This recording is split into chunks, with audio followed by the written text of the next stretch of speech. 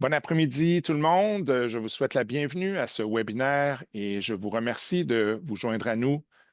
Good afternoon, everyone. Welcome and thank you for joining us today. Before we start, I would like to pay respect to the Algonquin people who are the traditional guardians of this land. We acknowledge their longstanding relationship with this territory, which remains unceded. We pay respect to all Indigenous people in this region from all nations across Canada who call Ottawa home. We acknowledge the traditional knowledge keepers, both young and old, and we honor their courageous leaders, past, present, and future. My name is Eric Champagne. I'm a professor of public administration at the School of Political Studies and also the director of the Center on Governance at the University of Ottawa. I'm also serving as the president of PPX, the Performance and Planning Exchange. I would like to let everyone know that this webinar is being recorded. We also have accessibility features and translation services that you can activate on your Zoom. And if you need any assistance, please let us know in the chat and we will be happy to help. This event is actually jointly organized by the Center on Governance and PPX. And I would like to welcome you all to this webinar on managing for results in science, research, and innovation. Before we start, I'm taking this opportunity to let you know that we are currently preparing the organization of the second RBM Professional Development Summit that will be held on April 28, 2026 on the U Ottawa campus. It's following our first very successful edition of the summit that was held in 2025. We will provide information in the chat if you want to know more about this event and if you would like to pre-register. My colleague Steve Montague is preparing a longer and more applied workshop on this very topic that we will cover in this webinar at the summit. So stay tuned for more information about this. PPX and the Center on Governance are also offering a series of introductory courses on RBM. And if you are interested, I invite you to consult our website at www.ppx.ca. You can also become a member for free and receive all the information on our current and future activities. Back to our webinar, we would like to make it as interactive as possible, and we invite you to use the Q&A button at the bottom of your screen to post any of your questions at any time. So you don't need to wait at the end of the session. You can post your questions during the session, and we will read and use them to interact with our wonderful panel that we reunited today. You can also post your questions in English or in French. Vous pouvez poser vos questions en français si vous le préférez et nous traduirons. Now let me pass the torch to my colleague Steve Montague, who is the designer and the moderator of this wonderful panel. And I will get back to you towards the end to participate to the exchange with the participants. Steve, the floor is all yours. Thanks very much, Eric. And I won't take any longer than I need to simply say we have a very well experienced and interesting panel and set of guests for you today. So we will be proceeding as follows. They will present in succession, and we put the list of panelists in the chat for your edification, so I won't be introducing them in any elaborate form, other than to say we will have Catherine Graham, followed by Mark Pedersen, and then Elise McCall-Thomas with her colleagues from an alliance program at NSERC will all give their lived experience in terms of this issue, this area, this long-standing focus and challenge in terms of telling the performance story or managing for results in science research and innovation. So without further ado, I'm going to turn it over to Catherine Graham, who will lead us off. Catherine? Thanks very much, Steve, and welcome everyone, and just a big shout out and thank you for the hosts for the opportunity to be on a panel, and as Steve said, to have this conversation that we've been having for years, and I think the time is ripe at the moment. So if I just see the slides, that's great. Thank you very much. So just to let you know, I'm a professor of research and innovation impact assessment at the University of Calgary. Next slide. So what I'm going to go through today is how do we collaborate to tell our performance and impact story? So not just one story, but collaboratively, how do we do it? And also really talk about the process of getting to impact, as well as not only the what of impact, and of course always highlighting the who benefits, and in this context we're talking Canadians. I am going to talk about the journey of how we've got here and how we amplify our story, and do a tale of not two cities, but a tale of two countries, Canada and the UK, to kind of use as illustration. And then I think part of the discussion is, where do we go to next? Next slide. So you're probably wondering why I have a photo of the Renaissance, because I do think we're in a Renaissance period, and I'll go into that later in terms of performance and impact. And I think similar to a lot of people, each of our journeys has been a circuitous route, not a straight line. And through that journey, we've been here today. So just for me, started out in social sciences, humanities. My background in training is organizational psychology, went into human factors, human-centered design, health research, research and innovation across all sectors. So very circuitous. And just to declare my biases, I was on the Canadian Oval Society board as an advocate, and also on the American Oval Association with the Research Technology Development Group. So also biased, just declaring everything, believe that science, research, and innovation has a great contribution to impact. Next, please. So just wanted to kind of level set what is impact. This is one definition from OECD, which really talks about the long-term effects of impact, but just highlighting, of course, we're working together for positive impacts, but just to highlight there can be negative, intended and unintended. And also we are also interested in those proximal steps to getting to that impact. And when we talk about impact, what kind of dimensions or types do we talk about? This is from University College Galway, who done a nice job here in saying these are the types of impact they're interested in at the university, but it shows kind of the breadth of impacts. Next, please. So this is why I'm calling it a Renaissance period, and really a maturity, I think, of the field. So we're in a very exciting time. We're seeing lots of dialogue, lots of debate, which I think reflects a maturity, maybe that we weren't having 20, 30 years ago, and also a coalescence. So these are just examples, a plethora of examples of what's happening in professional associations, in open science, COARA, reforming research impact assessment, meta science, research on science, just research on research. So just wanting to highlight, we are in a zeitgeist in talking about this as communities together.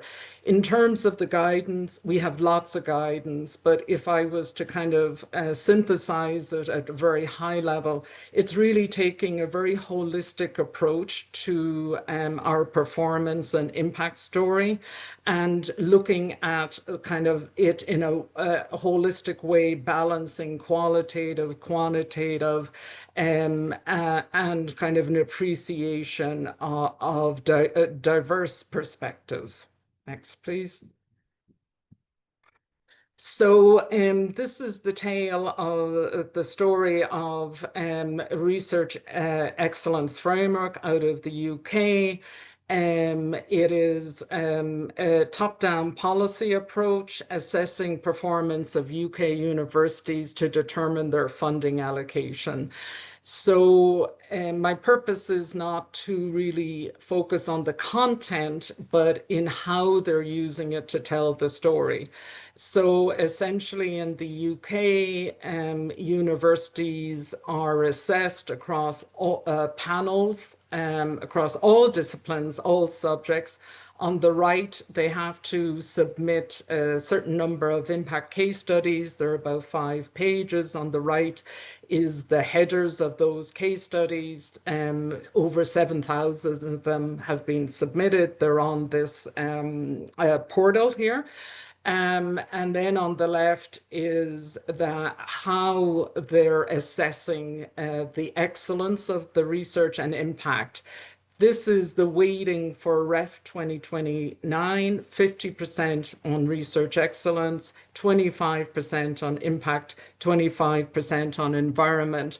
And what's interesting is the starting out, just so you know, the research excellence was 65%, impact was 20%, and the environment was 15%. So what we're seeing is a shift in balancing, more of a rebalancing, and just lately, rather than just focusing on the what of impact, they've added in engagement on the who.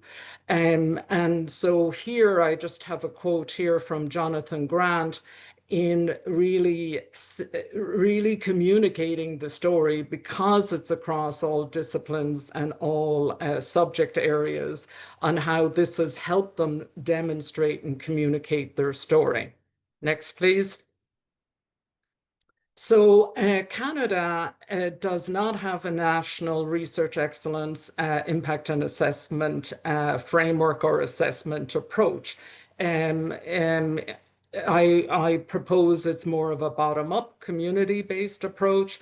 And the example I'm going to use for illustration is the Canadian Academy of Health Sciences, and that framework provides consistency and comparability while retaining flexibility. So really, the CAS framework came out in 2009, sponsored by over 24 organizations in Canada, focused on the Canadian context, but basically said if you invest in health research, you should expect capacity to be built, advanced knowledge, informed decision-making. What's really important is that kind of the red triangle, the reach, who we need to reach to get to those distal impacts in health and broader economics. So what's interesting, this is an example from Canada. There's other examples. David Phipps has a co-produced pathway, really emphasizing the who that benefits, the who that's needed. And what's interesting in Canada's approach is not simply the what of impact, but underneath the CAS is the payback framework, which is the research process underneath those impacts. And I think an under-researched area in Canada is linking that process to those impact, and a huge opportunity. What I wanted to note is in Australia, the Association of Australia Medical Research Institutes have adopted this Canadian framework across all their institutes. And what they have done here is use the same impact categories, dimensions, and those numbers represent tailored indicators to the Australian context. What I would love if I was putting the who in the middle, but again, just nice to see Canada's contribution. And if you look underneath, under the bottom, they're communicating the story, Australian first, bringing together this community, common language, common tools. So just wanted to highlight different approaches to telling the story, and there's pros and cons to both. Next, please. How much time do I have? I just want to make sure I keep my time. You're good. You're good for at least another 3-4 minutes, I would say. Okay, excellent. 5. Okay, so in looking at these national research excellence assessment frameworks across countries, there's at least 13 examples across different countries across the world on how they've implemented it, how they designed it. And in discussion, actually, with my postdoc, Adrienne Levy, she was saying, why are they all retrospective? And I said, well, of course they're retrospective because, you know, it's for accountability and allocation, and money is allocated, and you can't allocate money on potential. It has to be actual. But I thought, wow, that's a great question that it never occurred to me that everything, yeah, is retrospective. And then it got me to thinking, is in Canada, if we don't have it, we have an opportunity to think about it in how we can actually optimize and learn what is the process of getting to impact to actually enhance it. So this is my journey at the moment, and I'm hoping our journey. So what I have here is a process, 6-stage process that's tool agnostic, but essentially is a tool, is a process for decision makers, for tools, so that we can start working together to understand prospectively, use our monitoring along the way to adjust to actually get to impact. And I think can be a great contribution in addressing it this way. So the other thing, and really why, you know, it occurred to me we have this opportunity is also in our context, not only in Canada, across the world, funders, policymakers are asking these questions at the, you know, at the beginning of investment. Will we make an impact? You know, are we making an impact? Are we progressing? And did we? So the point being, a lot of our focus has been on did we? But what if we rebalanced it to understand the prospective and the potential, and understanding those relational pathways on the who that are going to get us to impact, and those different pathways, because the other proposition, the pathway to policy, is very different than a commercialization pathway. And then we can start looking at the processes and leading indicators that now will help us predict and we can understand. So just proposing that as a really novel way of how we can actually optimize impact and our performance. Next slide, please. And again, we are telling our performance story, so I did want to get a bit poetic here, so, quoting all the W's and how. But again, just imagine as a community, and we're doing this already, going through, you know, the why, what, how, where, who, and when, what are in our toolbox and how we start sharing them. And I just want to highlight a lot of attention emerging through the communities on this and who to engage and partnerships. And we're seeing the importance of that. So therefore, we're seeing more importance on trust measures, the hidden impact in our local communities, pending how we're asking the questions on how they're getting to impact. And then also like a really interesting work being done in Canada and internationally on these readiness tools in institutions when it comes to a culture of performance and impact. I'm not sure if David Phipps is on the phone. He has some really nice readiness tools, and I have references in the back to other ones. Next, please. So, really, I think for Canada to tell its performance and impact story, we need one song. We saw examples there of how people are doing it, how Canada can do it, but we have many voices. One size does not fit all. And I just want to highlight, we're working on a proof of concept on a co-impact narrative, and it's really trying to get at our story. So not only the story from one person of research across the relational pathway to impact, but really looking at, you know, who the beneficiaries are, interviewing them and the end users as part of that story. And I was a bit worried about admin burden in terms of end users, beneficiaries, etc. But I think they have been surprised we're asking them. And I've been surprised at the positivity because they consider it their story because they've been part of this journey for years. Next slide. And lastly, I'm going to kind of leave with this idea.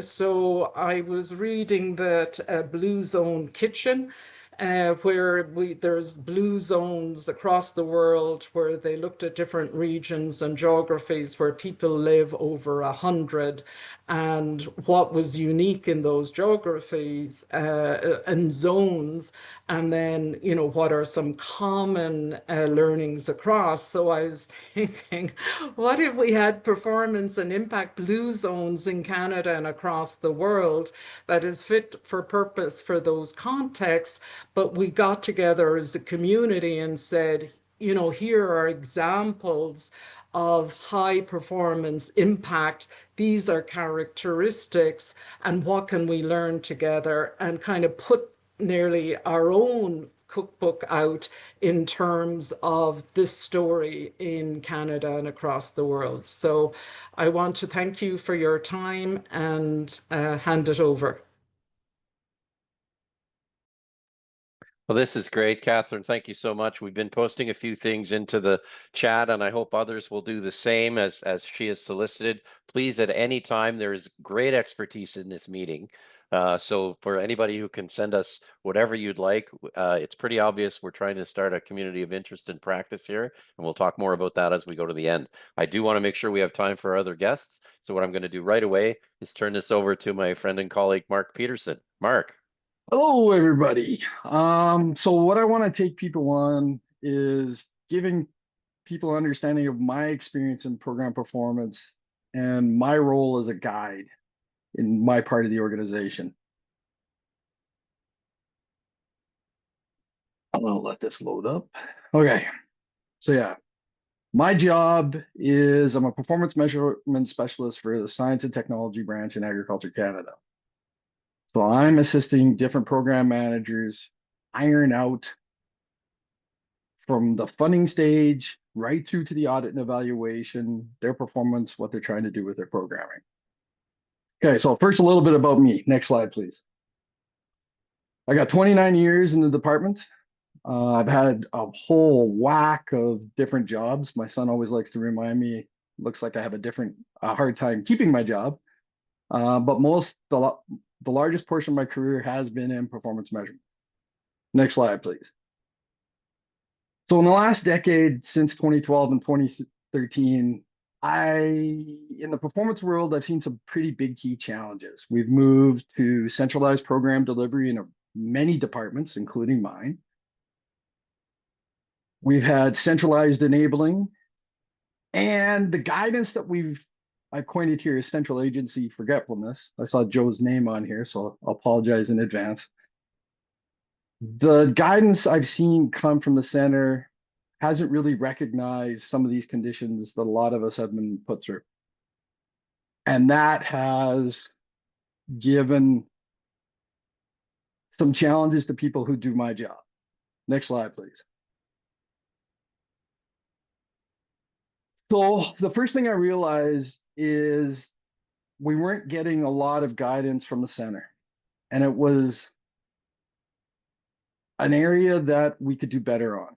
So when I was in corporate management branch, I commissioned the creation of some program documentation and guidance that could be put to program managers to help them think through the design of their programs. I was lucky enough in the first part of my career to see these types of sessions in the big hotel ballroom. You had 50 people in there going through large-scale facilitated sessions, trying to work out the detail of their programming with excellent questions, hard questions put in front of them to chew through. No one was ever going to give me the money for that again, but I enjoyed the questions that were put on the table. So with the help of Steve, we turned a week-long facilitated session into a 33-page template. And we came up with a set of questions that people who are working through this could help them think about what their program was trying to do, describe their program better, think about what outcomes they were going to try and achieve, and not rush things. So I think, yeah, my presentation's in there, but there's some questions that can be put in the chat too, just to give everybody an idea of the type of questions that the PIP template that we have forces people to go through. The end result for a lot of these questions were far better program descriptions. A lot of the program people, we talk a lot more amongst ourselves, trying to get our world ironed out. And I think our evaluations, our audits, some of the results we have from our programming have gotten better. I mean, everything is baby steps over time. So next slide, please. So every job needs a focus to help you get through things. Mine is I want to be successful in my next TB sub. So where I started was, and I talked to the panelists ahead of time, I found nobody's really talking about outcomes and how to properly create an outcome in most of government. Everybody wants to talk about data and performance indicators, and nobody really talks about how to put an outcome together properly. Now, I go by one other name, and that's why and what from Regina. Most of my program groups, the first question I ask them is why this, what is it going to lead to, and who's going to be impacted? Now, Mayor's put a document in the chat called the Outcome Creator Template. That was invented by a program manager, and for the evaluators that are in the crowd, he did not like hearing, that's not really an outcome, it's more of an output. So out of pure spite, and I'm okay with that, he created this template. And it really distilled for me the need for properly laying out an outcome. Every outcome's got to have some sort of a change statement. You got to have a description of what you're trying to make a change in, and you got to talk about who you're impacting or for whom you would like to impact to make the change for you. And that brings the age-old word reach back into the equation. Now, I was guilty. I threw my outcomes against this, realized I filled out 2/3 of the statement and not a complete one. Once I strictly started using this document, I found performance indicators became very easy to use, to find, and data became simpler to find if I took the time to do the outcomes properly. Now, that's one thing. The next big challenge that I've had is I've been really, really focused on the assumptions that are in these outcomes. And it's really important with science, especially when you're talking to scientists, asking them why they think one outcome is going to lead to another and getting that recorded down on paper. And for a couple of really big reasons. Number one, there's always a corporate person who wants to talk about program risk. And if you don't have your assumptions written down, that's pretty tough. But if you do your assumptions right, they actually will provide you with the body of your next Treasury Board submission. So it's worth taking the time to get through this. And it's not been an easy journey. You get a group of 8 or 10 scientists and you start asking them questions about why they think some outcomes are going to lead to another, and you usually get 16 or 20 different responses out of 8 people. However, from a science point of view, it's helped me straighten out and get a lot of our science outcomes cleaner, which is the joy. That's the joyful part of the job. Now you start with them with the funding proposal that helps you get your reporting together. And then at the end, when the audit and evaluation comes, and they always come, it sets up your program managers to be able to get through their audit and evaluation relatively painlessly. And what recommendations they do get, it is for improvement, which has been helpful. It's our evaluations have turned to, here's what you're doing good, here's what you could be doing better, instead of a finger wagging exercise. And that's outcome creation and assumptions. Those are the 2 biggest hurdles to get to. One, again, because it helps me write my next TB submission, and the other one because of risk. All right, next slide, please. So here's a couple of ones. Again, I already talked about the assumptions, getting those written down. Now, the other part, and this goes back to I think the second slide when I talked about centralized program delivery. The first part of my career was quite easy when I was doing performance, because you finish a piece of science, you walk down the hallway to your program delivery people, they put that piece of science into their programming on the ground, you recorded where it was uptake, it was easy to do return on investment impact. In a centralized program delivery world, now you have to have a handoff.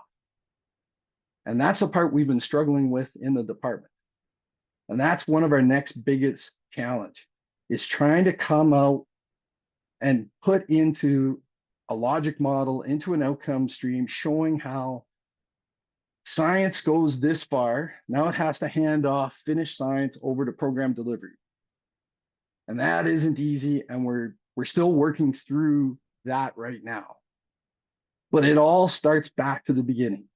Clean outcomes, clear outcomes, properly recorded assumptions, and then getting enough buy-in on the program delivery side so you can say, okay, this is where science, the creators of the science stop. Now we have to demonstrate that we've handed it over to the program delivery people, and then the program delivery people do their job and get your science out the door to the ground.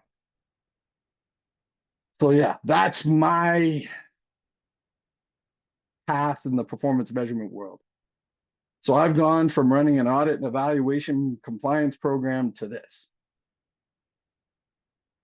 I think next slide, that must be, I think that's the end. Yeah. So yeah, that's my role.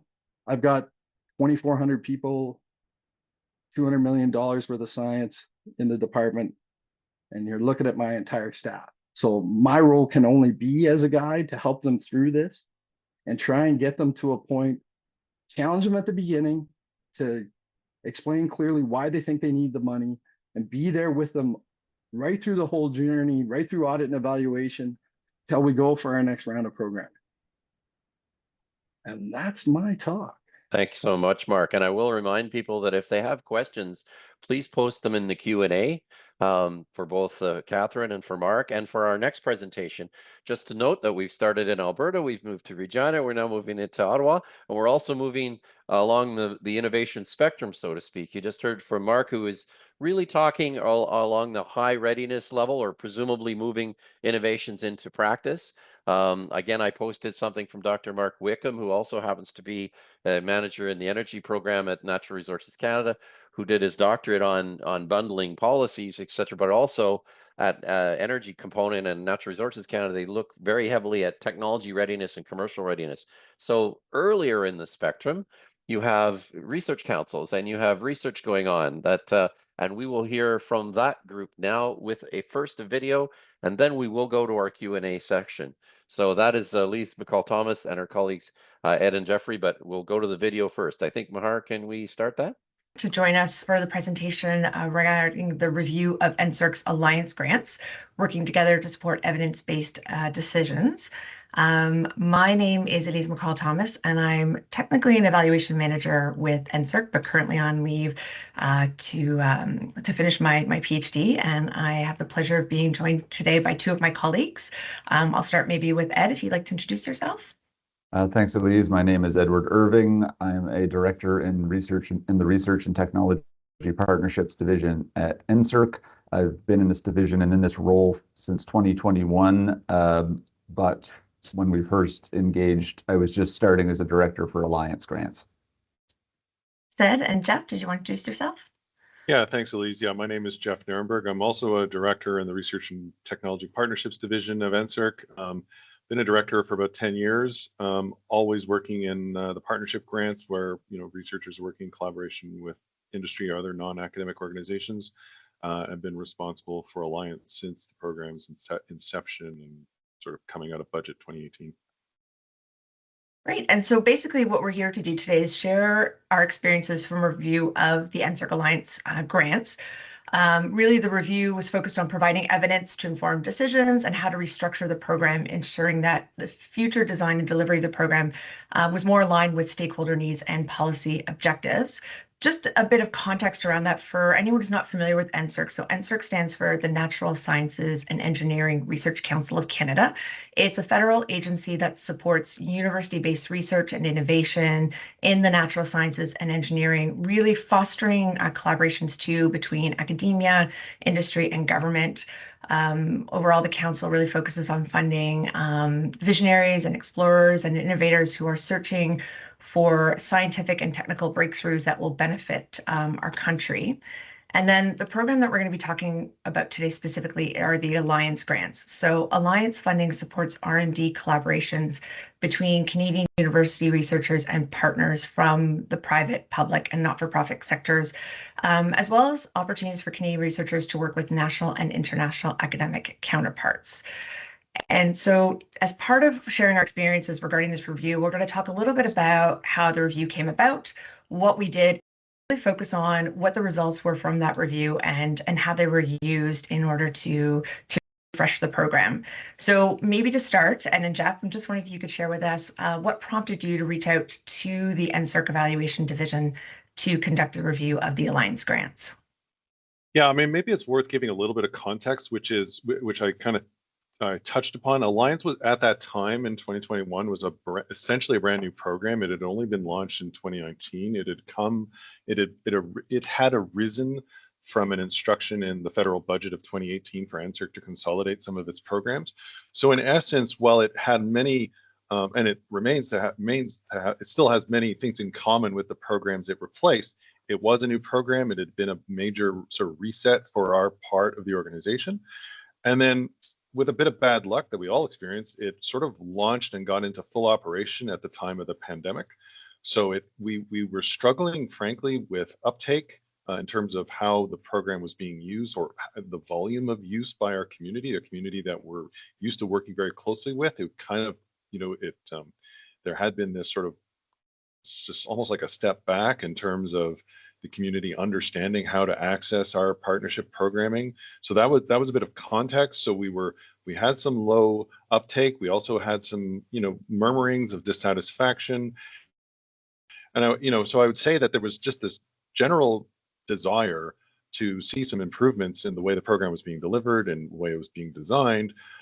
And while we might have had some ideas, we reached out to you, frankly, to add rigor and clarity and to make sure we were asking the right questions and doing so in an appropriate way, and also to give a little bit of object. Well, I don't mean to say that pejoratively, but to give some objectivity to the questions we were asking. So, Ed and I, as the two directors in charge of the program, we may have had our own viewpoints, but we're in the trenches. So can we get some folks who, and I've, Ed and I have worked with the evaluation team within NSERC on and off many years, and so we knew that was a place to turn, and that's where we went. But I have to turn it back to Ed, because I mean, I'll give Ed the real credit for he was the one who spearheaded it in the first place in terms of reaching out to you guys.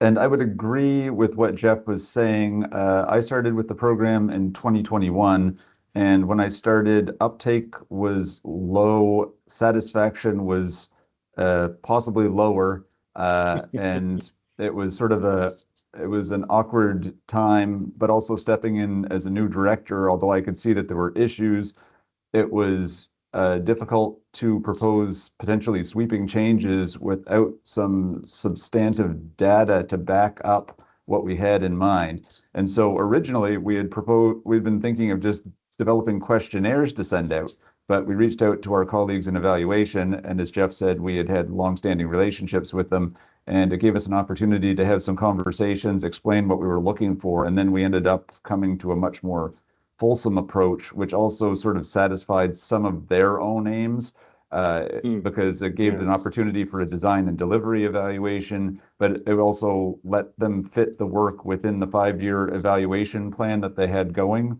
So it was sort of mutually beneficial, and that would have been hard to accomplish without some groundwork conversations that benefited from our prior relationships.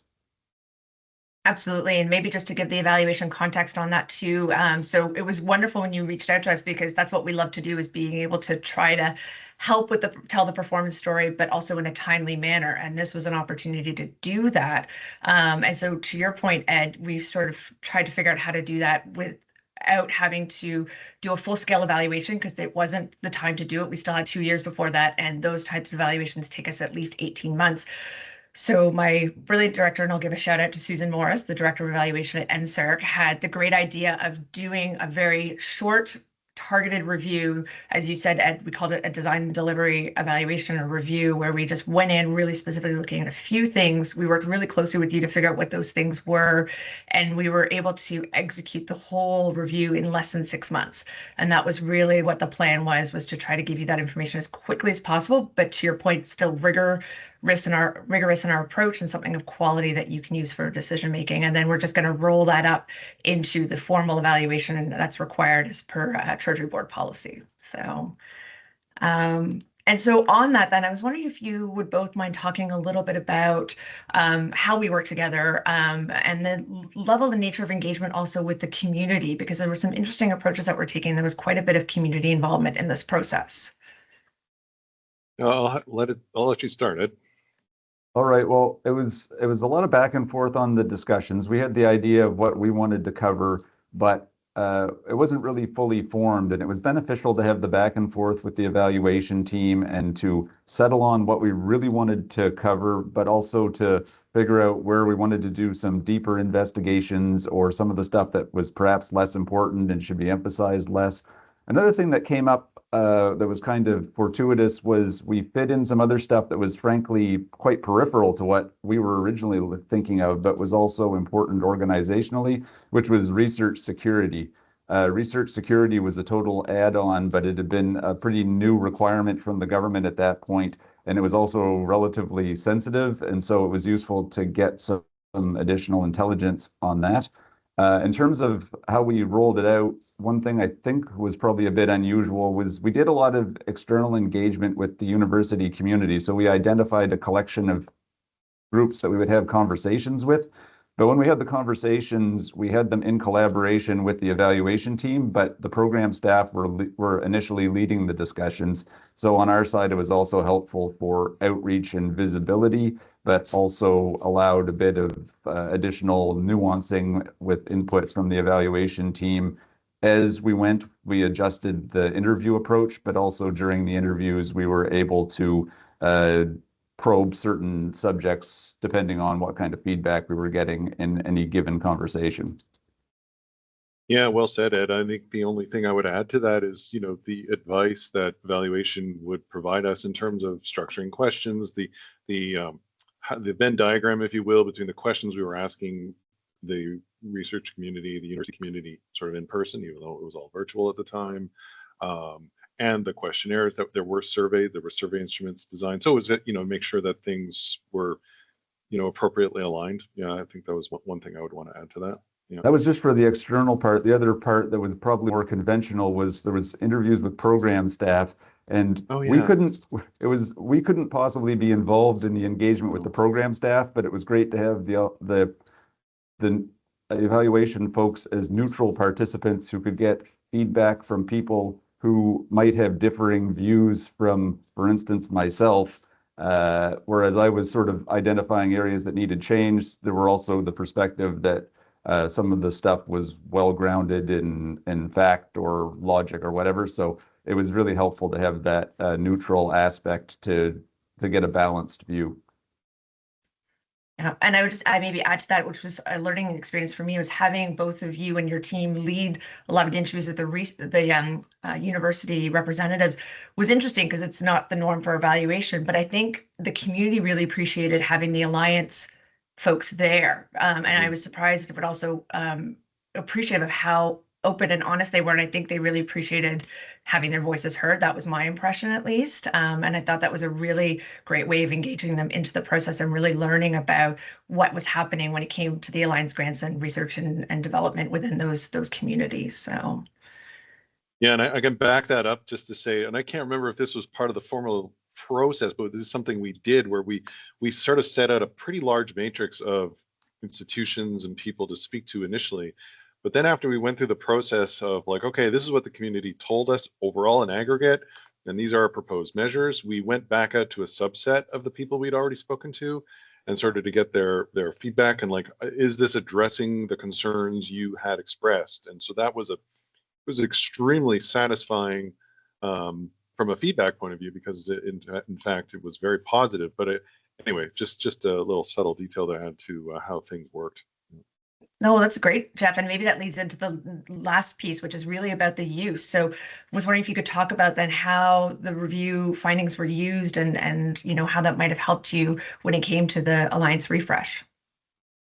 Well, I mean, in a way, it's almost like self-evident in the sense of, there were all, various aspects that we were asking about, what components of the program ought to be reconsidered or adjusted, where were the pain points, and we were using that. I mean, to give a simple example, we used to have these sort of fairly complicated co-funding ratios with the community, and it was clear we could tell, like this was not going well. People were struggling with it. So we got it wasn't a big surprise. I don't want to suggest that this was a groundbreaking revelation, but it was like, you might want to simplify things. And, so simplifying things, making some things more simple. We opened up the program a little bit in terms of the types of partners that were allowed to be used. Like it really allowed us, with evidence, with clarity, to illustrate some changes we could make to the program to make it more effective, to make it more, frankly, user-friendly. That was one of the big components. It wasn't the only aspect we were driving toward, but it was a big component. The other thing I'd say was it required a bit of professional judgment, because we had sort of sweeping results that covered a whole lot of topics, and some of them were things that were actionable and some of them were things that were less actionable or less relevant. So we focused on the things that we thought were going to give us, that were actionable and were going to give us the most bang for our buck, as it were. And then we sort of delved a bit deeper into those with internal working groups and so on, because although some of the fixes were self-evident, some of them also benefited from staff input in like a hackathon setting and so on, that led to a deeper and broader projects. So we started with the evaluation results, but then we built beyond that for what was finally done, and it turned into a pretty sweeping overhaul, really. Yeah, Ed's absolutely correct. It was almost like, as the way he phrased it was almost like the evaluation was like this little trigger for a bigger set of because it's one of these things, like the example I gave of a funding ratio, like it's easy, that's a fairly easy one. But one of the things we did was we tried to simplify the evaluation criteria that we use in the program to assess grants. And it's very easy to say, you know what, there are too many of them, reduce them, and so then but we had the evidence that this was something that, you know, probably would make sense in the context of the program. But then it triggered a very, you know, it took staff a lot of time, a lot of energy. But the, you know, I guess, you know, we've touched on this, but the sort of this evaluation of this design and delivery evaluation provided that kind of like, you know, there's oomph behind this, like there's evidence behind it, there's support from senior management that this is the kind of directions people want to go. And then frankly, we allowed staff to, you know, it empowered staff to have their own input and have to put their own fingerprints on the project. So that helped with its success. I'm getting a little away from the topic at hand, but it was just part of how it all fed into a chain reaction of success, if I can use that phrase. Yeah. No, that's great. I really appreciate that. I know we're pretty much at time. I just maybe one little tiny last question was just wondering if you could talk what maybe some of the impacts then of those changes that you made, maybe either within the Alliance grants or within NSERC or more broadly. Well, I mean, I'm going to jump in because Ed has moved on and is in a slightly different director position now. I will say that one of the things that the uptake in the program has gone through the roof.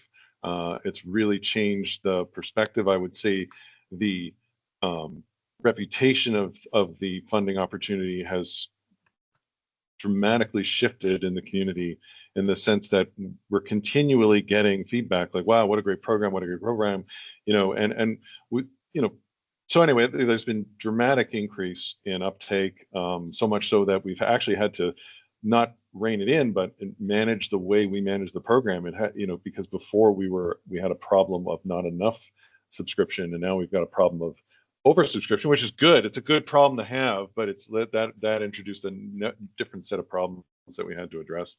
So yeah, no, I mean the impact has been an enormous, big success. And was there anything that you wanted to add before we end? Well, just that I used a similar approach collaboratively with the evaluation team to look at my current responsibilities, which was the College and Community Innovation Program. And there was a similar circumstance where there had been sweeping program changes that were developed and then implemented, and then were yielding some results that were not necessarily as anticipated. So to do a quick design and delivery evaluation was a way to get quick findings on some of the things that were happening. So then it let you look at your prior assumptions and figure out which had been accurate and which required some revision. So it's really a helpful tool in that context in particular, to be able to do this quick investigation and then respond. Wonderful. Well, thank you both for sharing your experiences with us today. It's been really interesting, and I could say it was a pleasure working with both of you, and I look forward to hopefully doing it again soon. Well, folks, thank you very much for that. I notice we are moving to the Q&A component of our session today, and there are several excellent generalized ones. But what I thought I would do is to first, because we just had the session on NSERC, there is a question from Renaud Gaume that says, for this smaller internal review, was it just the Alliance grants that were evaluated at schools they were awarded to? What types of questions were asked? So I believe we have Jeffrey on as well as Elise. So can you answer that one for a clarification, and then we'll go to some of our broader brush questions? Sure. Jeff, did you want to start? Yeah, of course, they're testing my memory as to what the specific questions were. I mean, obviously, okay, so we asked, I can't remember the exact question, but as I said in the video, that we actually came up with a fairly comprehensive matrix of universities across the country, large, small, regional, English, French, the whole thing. So we wanted to make sure we were covering sort of all the basic parameters in that respect. And then in terms of questions, it ranged from, yeah, I honestly don't remember what the survey questions looked like, but because I participated in several of the interview conversations, again, I'm not remembering the specific questions, but the nature of them were really questions about how they were interpreting the program as it was designed at that time, but then also ideas for improvements, ideas for changes. There weren't a lot of questions. I want to say there was sort of like, I remember it being on 2 pages of notes, probably like 8 or 9 questions with sort of summaries therein to kind of elaborate on what the questions were about. But I apologize, I do not have those at the tip of my fingers. if it helps, neither do I, but I Okay, just good. think to add maybe just a little bit, I do remember, so we did go to some institutions that hadn't applied for Alliance. And I think to add to what Jeff was saying, part of it was we wanted to understand why there was that low uptake. So what were some of those barriers? Why were people not necessarily as engaged in these Alliance grants as they had been in previous strategic partnership grants that had existed prior to Alliance, where there was always a lot of interest and uptake in those. And so the questions, to Jeff's point, were really just sort of, you know, how do you feel about the program as it is? Why are you or why are you not necessarily applying for grants? What can we do to make that better? And so for those institutions that hadn't applied, it was a really rich, give us a rich understanding of really why they just were not even necessarily looking at Alliance at that point in time. Thanks very much. The I think the next most specific question, or most direct question, comes from Sharon Lecuyer, and I'll just sort of note that what Sharon is saying, how do speakers help programs think of their PIPs? Now, for those who may not be familiar, that's Performance Information Profiles. This is a vestige of the Canadian federal government system. So thankfully, we do have representatives from that system, and I'll probably look to Mark first for this one, but others will be free to answer. But you know, beyond the program inward focus, to be more systems thinking and horizontal integration with other actors. I think probably all three panelists have some thoughts on this.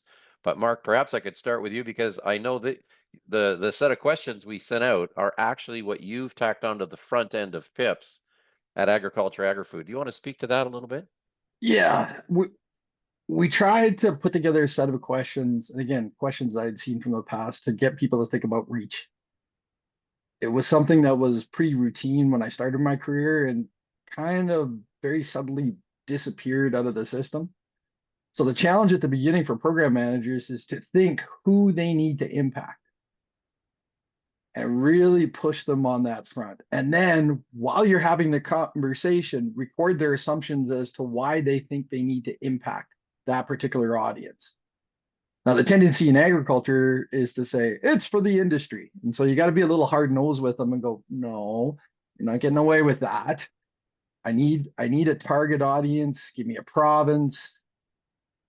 And so that's been the most success I've had, is to get them to think about reach. And while you're talking to them, recording their assumptions around that. It does force them to go out and wide, and then you can pull in where you need to.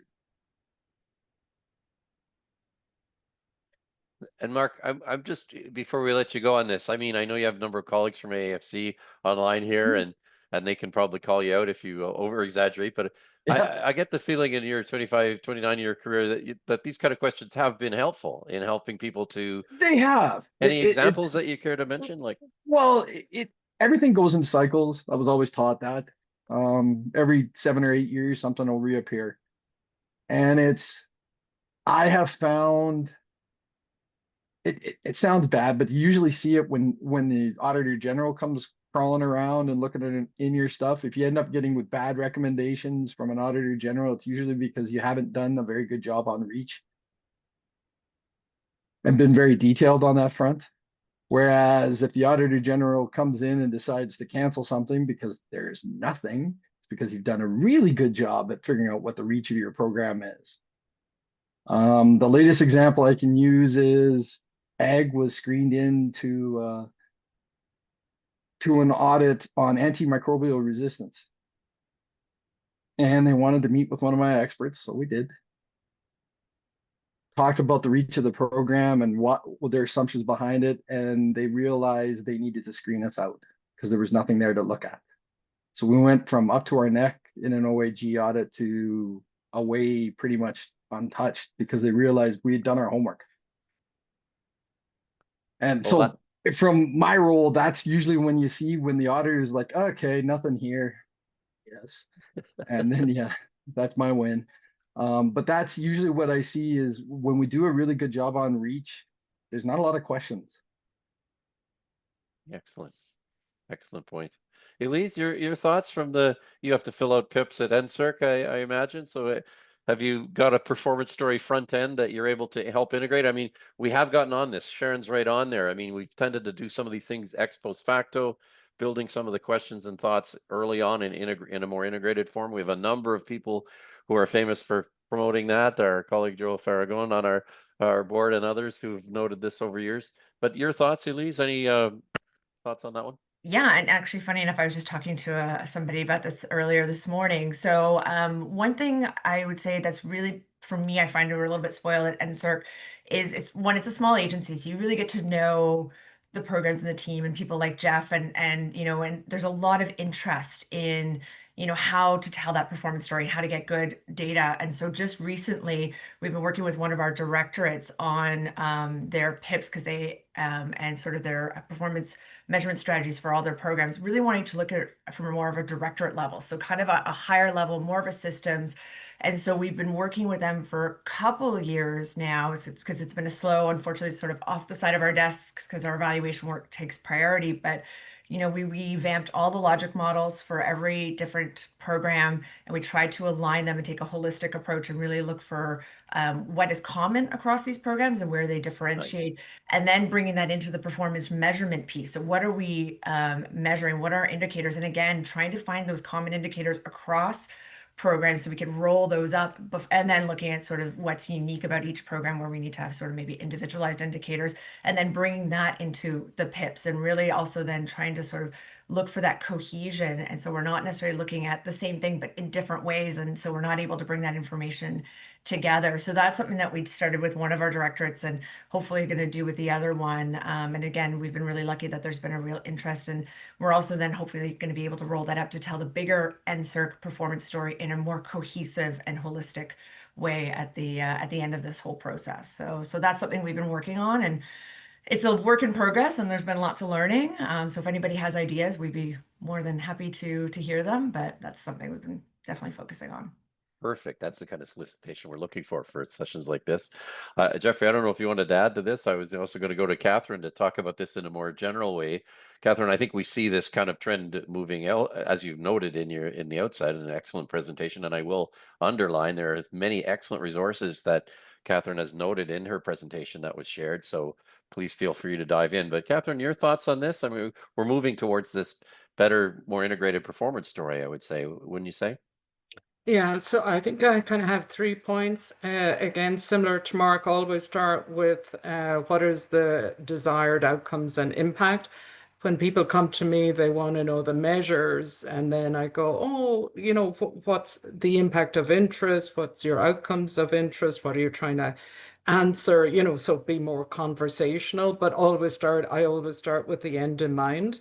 So just to reiterate that. The other in that vein is when there's different interest holders, success is different to them too. And so I'm trying to move to a holistic performance and impact story, but reflecting different success metrics by interest holders. So anyone doing work in that area. And then on a very practical thing, this is what I do practically, it's very practical, is I create a concept called portfolio. And what that is, I just say to everyone, a portfolio is a bunch of programs.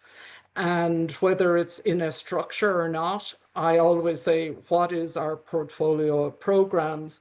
And a bit like Elise is saying is, and there's many ways to skin the cat, are we going to look at a portfolio of programs by a challenge or problem they're trying to solve? Is it by a particular pathway, for example, policy or practice? Is it a particular outcome? But essentially looking at all the programs across, seeing, as Elise is saying, what's common and unique.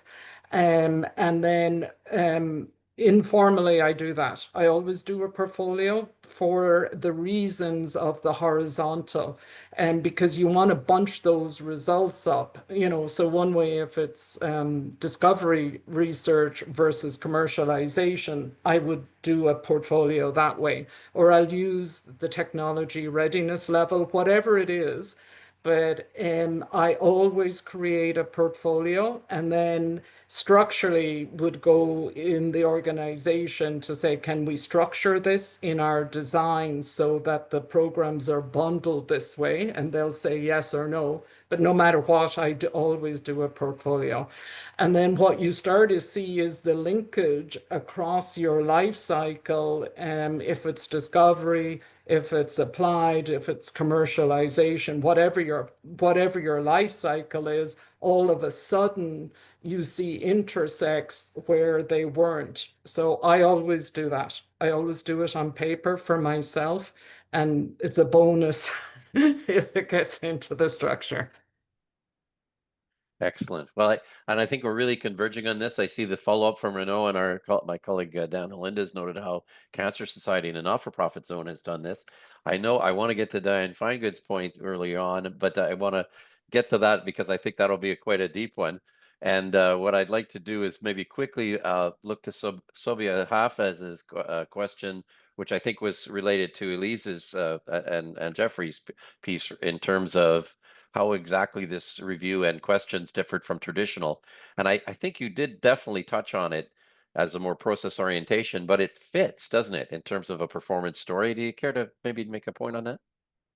Sure. So I think the biggest way it differed for us is because our programs are grants and contributions primarily at NSERC. And so as per the policy on results, we have to look at relevance, efficiency, and effectiveness. And those didn't necessarily link to what we really wanted to look at. And as I think Ed had alluded to several times in the presentation, like a design and delivery valuation, and to what Steve is saying, it's really process. We really just wanted to really focus on a few key things. And we also didn't want to do a full evaluation plan or design. And we didn't want to do a formal report with formal recommendations. We didn't have the time to do that. So the way that it differed is that we really just looked at a few key things outside of the scope of the policy. We did some, key forms of data collection, and then we gave the program more of a deck with opportunities for improvement, not necessarily formal recommendations. And so the idea is that, as I think I mentioned in our presentation, we're going to roll that up into the formal evaluation where we will look at relevance, efficiency, and effectiveness. We will do a report. We will have recommendations. These will all feed into those. But in order to sort of get out of that box that we usually have to operate in, we called it a review and we really looked at just a few key things. Yeah. And yet at the other end of the spectrum, and I think we get, and this is where I do want to get to Diane's question, and I think all of you may have a view on it. I certainly do as well. And it's this notion, I mean, here we are in a post-budget week. We've got economic statements by certain provinces as well that have come out, all of which are focusing on austerity and sort of a bang for the buck. What's the resource sort of impact story, which could drive us in a direction that would be, somewhat transactional, somewhat specific, almost pedantic in some respects. Can we, and we do have the accoutrements around us, and again, all of you have experienced this as I have as well, that kind of, through expenditure management review types of systems and questions, focus on, so-called hard indicators, many of which are not as hard as they look. I'm going to post something in a minute in terms of the rampant fraud that apparently is happening in performance impact in terms of scientific publications. Any of you who listened to Quirks and Quarks on the weekend would have been entertained by this. So the conventional metrics aren't even all that strong, but moving towards better metrics, but more importantly, as Diane would say, better framing, which we'll get to when I sum up. But I'd like the four of you to maybe talk to this. Can we get to a centralized culture that embraces more of a learning and partnership approach? And I would simply add to that with the corollary that it can actually help lead to a better impact story, a more persuasive one. But would anyone like to jump in?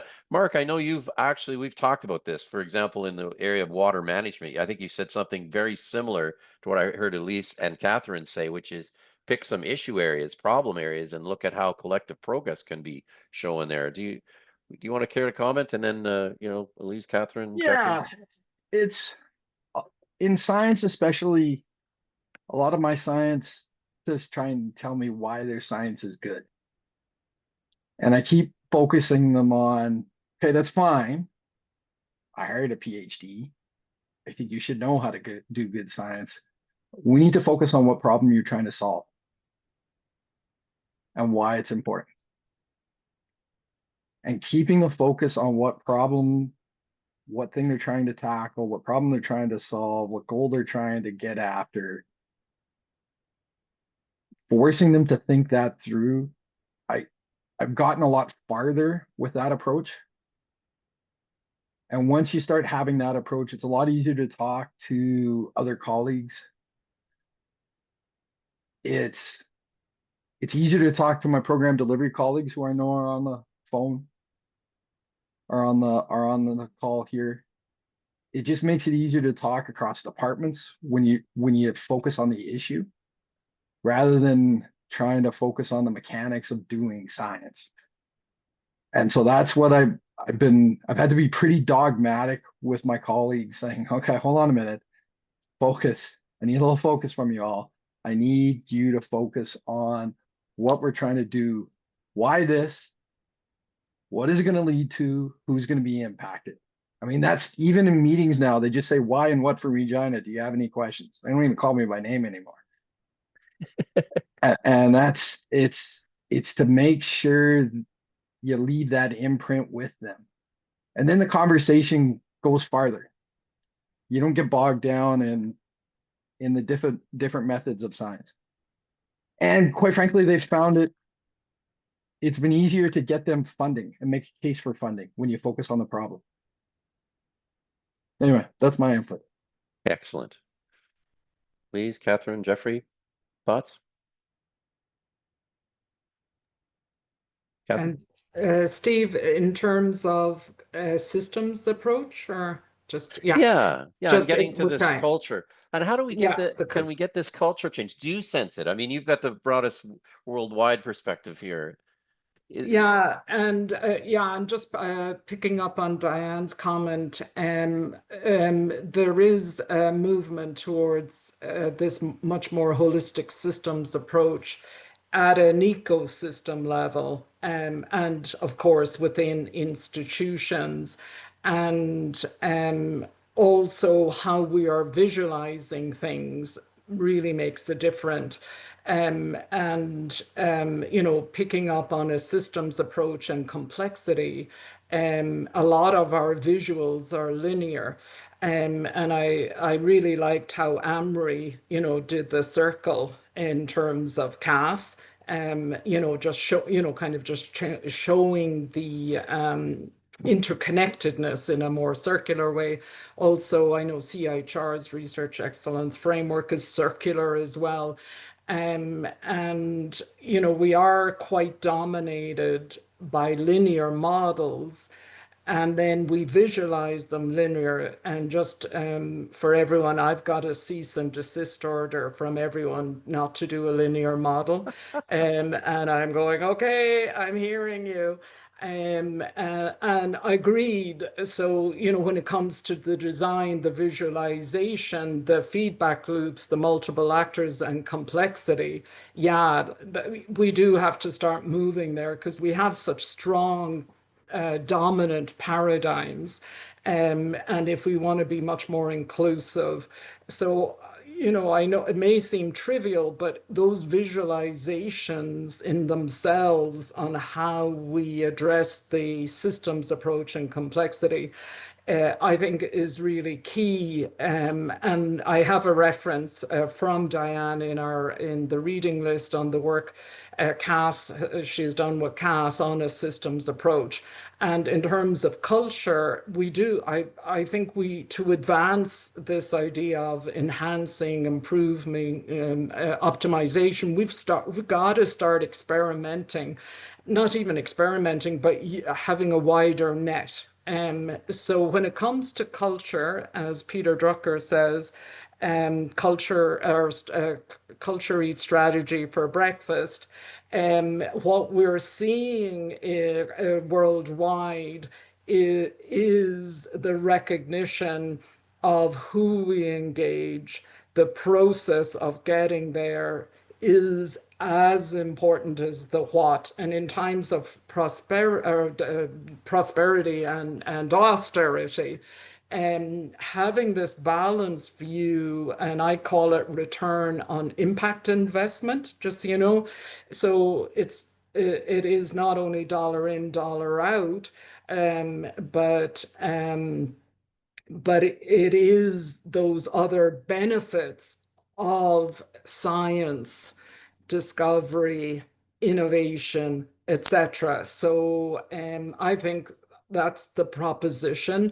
And I think, in a way, austerity may even force us to be more innovative. I know it's not usually associated that way, but maybe it is an opportunity. And then I am, looking at Diane is sharing fantastic stuff in terms of plurality and this, the synergy between science and society for trust and pluralism and getting those perspectives to move forward, to me is just a huge opportunity. And keeping in mind the return, but I would reframe it to not return on investment, return on impact investment. Yeah. Oh, excellent. And so Elise, I'll go to you. And we do have another question from anonymous attendee. Once grants and contribution funding ends, it gets tricky to find out what happened next. How far did the research innovation go, et cetera? Any tips or tricks to get that data? Well, if we had those down, we probably wouldn't need to meet today. that we see that as a major challenge, and I'm going to give that in the summary in a minute. But and again, tips or tricks in addition to the discussion around how do we build a more integrated whole. Thoughts, Elise? Sure. Well, and I'll also see if Jeff has any thoughts, especially on the Yeah. I'm getting to those outcomes, but maybe just on the culture piece, the learning and partnerships. So when I love that question. I guess when I'm thinking about it, I'm thinking within the context of the organization. So again, thinking NSERC and maybe the government as an institution in which we operate. I think for us, what's really allowed that, because I think that does exist in our agency, which is great, but I think what's allowed that is, looking at those facilitators. So it's really leadership. So there's a bottom up and a top down approach. So, we're really lucky. We have a lot of people who are very engaged and they want to learn. They want to work with us in this evaluation and with our performance measurement colleagues, to really understand their programs better, understand what's happening, understand how they can improve and how they can really support science, research, innovation across Canada. And we have a leadership that supports that, a leadership that really, is engaged in wanting to have that story and wanting to learn themselves. So I think that really facilitates that opportunity for us. And another thing we've been looking to do is a learning agenda. So building it right there, Yeah. Again, policy requirements, we need to have this departmental evaluation plan. That's fine. What are we going to evaluate and when? But a learning agenda is, what are we going to learn? What do we need to learn? When are we going to learn this? And how are we going to share that information?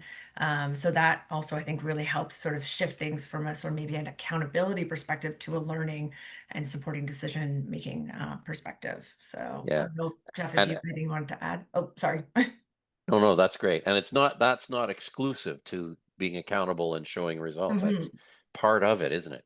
Jeff, any? Yeah, I was just going to pipe in more from a layperson's perspective in this environment. I'm not an evaluation specialist, but it's just, we had this conversation after we recorded that video yesterday, just about how, what we do, the mission that we do supporting research, it's a nice mission. We all feel good about it, but measuring what the impacts are is exceedingly complicated or just simply difficult long-term, very difficult to get one's hands around. And so when I hear about, I forget the language that was used, but kind of this culture of, I forget the words that was used, but I almost heard like an integrated loop of evaluation, as it's very difficult to achieve in the kind of stuff that we do, where we're just feeding like a little kernels of knowledge, if you will, or research into what ends up being larger trends. And so, I know there are all sorts of possibilities to go in these directions to measure these things, but it's not straightforward,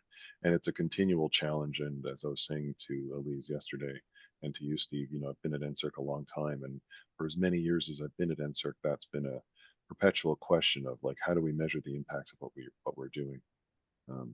There's some instinct that says, oh, what we're doing is good, but what's the measurement? Because at some point it is public dollars that we're spending, and people do want to know. how is our money being used is our money being used effectively, or to what extent? And thank you, Jeffrey, and ways to get there. And I see Scott McFetrid's got another excellent question, which, if it's okay with you, Scott, I'm going to go into my summary and talk a little bit to that, because to me it hits at the essence of some of the decisions we have to make. I think, Catherine, you've laid it out. I think Mark and Elise, you've laid it out. You know, you can try and do a sort of a grosso modo idea of return on investment, which makes a lot of broad generalizations. I don't find those very compelling. I think focusing on, as our speakers have said, problem solving areas, and then looking at particular pathways and looking at those within the context of a bigger story is a more compelling pathway. That's just the way we're seeing it. If I could bring up my my summary slides, if that's okay, because I want to keep us on time, and I think it also integrates some of the things, including one of the great diagrams that Diane has shared the link to in the chat. Well, coming up a little funny in terms of reading, but hopefully, in summary, what we're hearing today is evaluating and measuring the impacts of science, research, and innovation support it's been an issue for a long time. And you can go back to the materials that Catherine has referenced, that both Mark and Elise have alluded to, and you can see that it's been decades. In fact, it's been time immemorial since we've had the issue. Science, research, and innovation tends to be abstract, long-term, difficult to define, all-encompassing and multi-encompassing in many respects. But I think some of the truisms we've been finding is that it does link to things like knowledge mobilization or knowledge transfer, or the idea of reach engagement and transfer, and patterns that we can look for, as one would do in more sophisticated systems thinking and complexity. The Canadian approach, therefore, has evolved, unlike some others, with a more top-down emphasis, to recognize and value the reach and relationships, as we've heard described today, and there are multiple others, as Catherine and others have noted. So we're only showing a small handful today, and we hope that many of you on this call will continue with us to do this. It would seem to be a good time, as Catherine said, a renaissance time perhaps, but a time to foster the shared understanding, principles, and practices to improve results in this area. If I can go to the next slide for this one. We've come a long way. Elise put me onto the Evaluation Research Development Programs discussion paper of 1986 that she's using, I think, partly for your doctorate, Elise, in terms of what you're doing there. So talk about linearity, This is what's been banned in Catherine's world, and perhaps rightly so. What jumps out at you here is the sort of the transactional nature of this, to quote Diane's great work in this field. It's the people are absent, the actors are absent. Up in the upper right, 2009 comes along, and there's been an evolution towards recognizing there are groups and communities. There's a flow. It's still a bit linear, but there's a flow, and it does include the idea of knowledge pool. And if you can't read that, it's interactions and feedback that go on with various actors, leading to health results. But still, a little bit, a lot of, as John Main, the great contribution analysis thinker from Canada, used to say, there's a lot going on in those arrows. And what we've been trying to do, and this is a very recent kind of iteration of the CAS, that the group doing case studies for Jaro Kaushik's group in the Immunization and Infectious Disease Institute for CIHR, we're looking to look at situation assessment, advancing knowledge, capacity building, informing decision-making, and then all these impact areas, all within the context of the reach and engagement of system actors. And a number of others in the Impact Collaborative that Diane runs are also doing things in a similar way. So in a nutshell, Canadian impact frameworks have evolved over time to better recognize the reach and engagement of key system actors as a key to science research and innovation performance stories. We think that'll be the key. And to get at your question, Scott, I think looking for particular pathways in key mission or problem areas will be the way to get to that in a credible way, as opposed to trying to do a top-down summary approach, which again we've seen tried elsewhere. I'll go to the next one if I could. And that gets us a little bit towards the community of practice. And this is one of the great diagrams that Diane has here. And what we're doing today is we are here. We are hopefully individuals getting together with a common purpose and theme. What we'd like, and we've made no bones about it in our promotion of this, and what we'll say again to finish it off, is that we are trying to create a community of interest, community of practice. There are others out there. There are many going on in a more focused area, for example, in public health or perhaps in other areas of science. We'd like to do it in a slightly broader context, but to draw and learn from each other in this way. So we're going to ask you about that in the next slide. So we have 2 questions that we'd like to finish on, and I think we're going to post this question number 1 just as a yes, no, or don't know. We're not sure. And then we'll, in 2, we'd really like to hear from you in the chat. So if people could post their key areas of need in the chat before you go today, we'd really appreciate that. So the first one is the question. I hope you're going to answer that. Please feel free to answer it honestly. We're not looking to coerce you in any way. If you're not sure, if you don't want to move forward, we'll take your advice on that. But in particular, we'd like to know about next steps and what you'd see as key needs that we could help with. As Eric has noted, we are looking to put together something for our summit coming in the spring, but we are also looking to do things in between. And if there are areas that that you'd like to have addressed, we'd really like to hear from you. And I'll leave it at that. Let this poll go on for a couple of minutes. I don't know if any of our panelists would like to speak to some of these issues or any thoughts that you see in the terms of the key needs right now. Thoughts? Catherine, Mark, Elise, Jeffrey, anybody? I'm just going to go, just throwing it out, culture and readiness as one area. Culture, inspiring a positive performance and impact culture, and tips and tricks and tools for helping with that culture. Excellent. Hopefully we started on some of those today, and the references you made, that Mark made, and that Elise and Jeffrey and Ed have demonstrated with their work. So hopefully those we again are trying to get people from different parts of the spectrum, different backgrounds, and it won't be just a corporate management or review or evaluation type argument. We're trying to talk to people who are really doing the job, and that is our philosophy at PPX, to have that kind of cross engagement, which was the whole idea of this. We really do appreciate from the level of diversity we've had in terms of participation and registration at this event, that we hope we're getting there. We've had 23 or 63% of 35 have answered something in the area in terms of the needs. We've had a strong support in terms of yes from those who have responded. We appreciate that. We were Sorry, so can I add, sorry. Please jump in, Elise. I was just going to ask if I could add something with maybe areas, and this goes to some of the conversations we've had. I think what it is that we value in terms of what we measure, especially when it comes to science, research, and innovation. We've had a lot of conversations around like notions of bibliometrics, taking into consideration DORA, but I think, also it was alluded to earlier, these like hard measures. So I think that what we value and and I think that links back to culture. So sort of flipping that and, building that out would be really helpful. Excellent. Yeah. Excellent. Well, we're just about up at time, and we realize people have busy agendas. I want to thank all of our panelists. I want to thank Mahara and the support team, and Eric Champagne, our president, for hosting us. Eric, I'll let you take us out, but really want to thank everyone here for their participation. This was marvelous, very rich, lots to digest. But we hope this is only the beginning and by no means an end. So we hope to see you and speak with you and communicate with you down the track. Feel free to contact any of us at any time. We have had very generous providers today. Again, thank you so much. Eric, over to you to take us out. Yeah, Steve, thank you so much. Apologies for some of the questions we haven't had the time to cover, but as Steve said, it's just the beginning.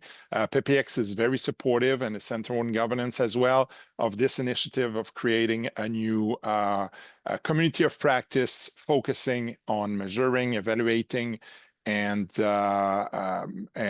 assess and reporting on technology and innovation outcomes in Canada. So stay tuned for upcoming activities. We will reach out in a few weeks regarding the next steps. And I want to extend my sincere thanks to all our wonderful panelists for their exceptional contribution and insight for today, and to you, Steve, for your excellent moderation as always. And I would, of course, also like to thank all of you, the participants, for your engaged participation and questions that you raised were really making this session much more interesting. And as we wrap up, I encourage you again to stay connected with us through either PPX. You can go on the website and become a member for free, or subscribe to the newsletter at the Center on Governance, easy to find on Google, and you will find a place where you can subscribe to our newsletter, and you're gonna learn about all the activities we will do. And please join us in other activities we will have, especially the RBM Summit in April. So see you all soon and keep in touch. Thank you very much. Everyone.